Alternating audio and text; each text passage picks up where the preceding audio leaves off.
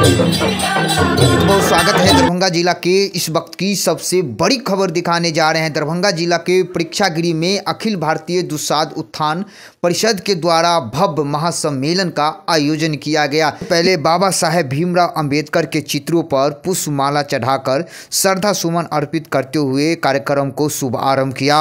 इस आयोजन का अध्यक्षता विजय कुमार पासवान ने की। साथ ही मुख्य अतिथि के रूप में राष्ट्रीय अध्यक्ष राम स्वरूप सिंह दुसाध उपस्थित हुआ। साथ ही उनको पाग माला चादर पहनाकर भव्य तरीके से स्वागत किया। साथ ही डॉक्टर राम प्रवेश पासवान को भी पाग माला चादर पहनाकर भव्य तरीके से स्वागत किया। साथ ही इस सम्मेलन में आए हुए सभी गणमान्य पाग माला चादर पहनाकर सम्मानित किया। हम आपको पूरी तस्वीर दिखा रहे हैं। खासकर दरभंगा के प्रेक्षागृह दुसाध समाज से हाउसफुल हो गया और इस भीड़ को देखकर विजय कुमार पासवान ने खुश होकर कहा कि अब ये हमारा समाज साबित कर दिया कि अगर सरकार हमारी मांगों को पूरा नहीं करेंगे तो हम लोग सरकार को गिरा भी सकते हैं और सरकार को झुका भी सकते हैं।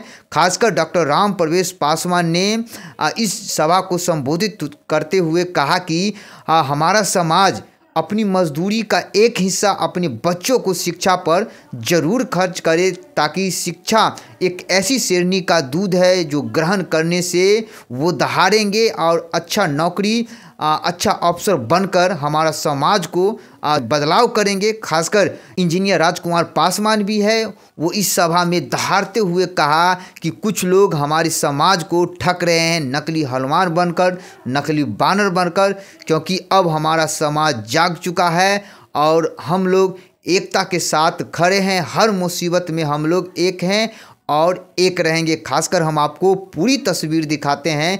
देश का भरोसेमंद न्यूज़ चैनल मिशन सच को आप लोग फेसबुक पर फॉलो कर लें, यूट्यूब पर सब्सक्राइब कर लें और देखते रहें पूरा खबर। धन्यवाद। हमारे अध्यक्ष राम स्वरूप पासवान जी जो अभी वर्तमान में मुखिया है मनीपति दक्षिणी पंचायत के सामान्य सीट से, जो हमारे बड़े भाई हैं, उनको भी मैं आभार व्यक्त करना चाहता हूं जिन्होंने पढ़ा लिखा करके अपने बड़े सुपुत्र संजय कुमार को जज बनाने का काम किया।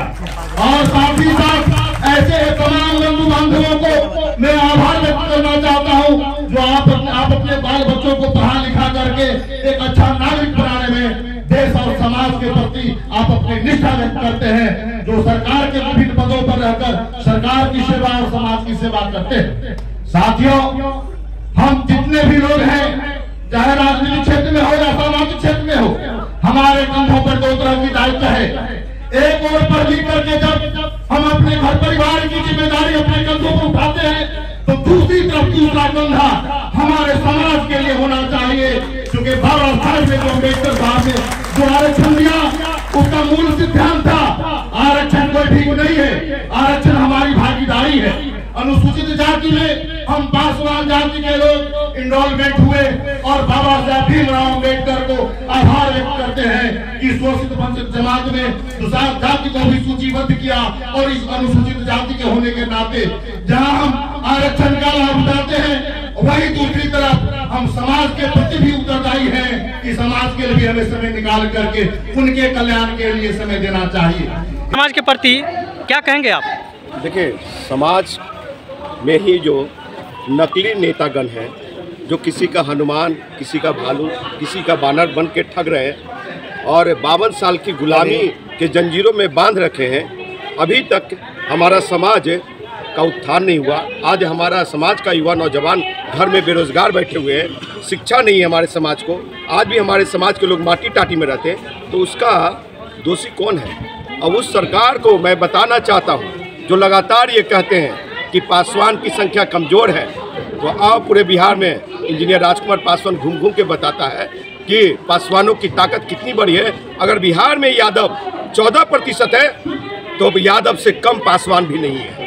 ये आपको मैं क्लियर कर दूँगा। अभी जिस हिसाब से भीड़ लगी हुई है, जो कि हॉल से फालतू भीड़ लगी, उस हिसाब से आप अपने समाज के लिए क्या सरकार से मांग करते हैं? देखिए, सरकार से ये मांग करते हैं कि आपने तो जातीय जनगणना कर लिया, अब हमारे समाज का हिस्सेदारी भागीदारी हर एक क्षेत्र में, आज हमारा समाज का जो है, जो सरकारी महकमे में लोग हैं, उनको पदोन्नति में प्रमोशन नहीं दिए जा रहे हैं, रोके जा रहे हैं। हमारे जो युवा नौजवान बेरोजगार बेटा लोग हैं उन लोग को ज़्यादा से ज़्यादा भागीदारी नहीं मिल रही है, हिस्सेदारी नहीं मिल रही है। तो भैया कौन इसका दोषी है? सरकार दोषी है ना। और आप निकलते हैं आशीर्वाद के लिए, आप निकलते हैं समाज जोड़ने के लिए। वहाँ केंद्र में बिहार में बोलने वाला कौन नेता है? अगर बिहार में मुकर होकर कोई बोलने वाला है तो उसका नाम इंजीनियर राजकुमार पासवान, दूसरा किसी की ताकत नहीं है कि बोल दे।